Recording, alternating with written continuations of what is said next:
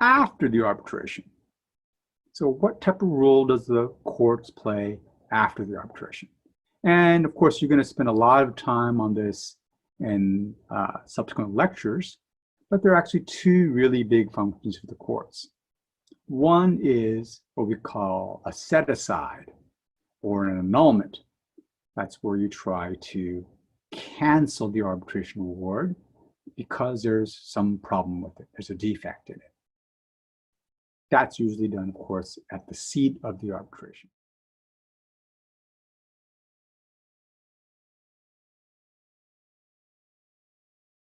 The next important subtopic under this module is remedies in awards.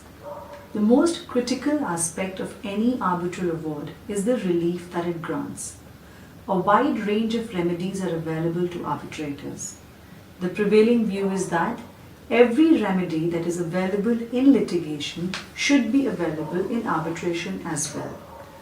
The arbitral tribunal derives its power to grant appropriate relief from the arbitration agreement and the applicable arbitration law.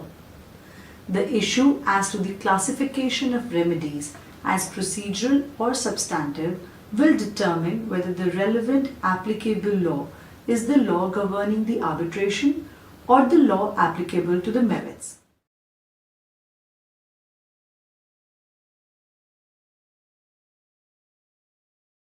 While the emergency arbitrator has been popular and successful, it initially engendered some controversy. There was debate on two issues concerning emergency arbitrators, going to the very heart of what is an arbitration. First, there were questions whether an emergency arbitrator is an arbitrator. The second issue follows on from the first. Questions were also asked as to whether an emergency arbitrator can issue an award as opposed to an order or decision. All the rules refer to emergency arbitrators as arbitrators.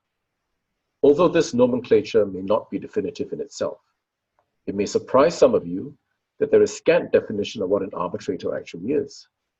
The model law merely defines the term arbitral tribunal as a sole arbitrator or a panel of arbitrators, which is perhaps somewhat circuitous.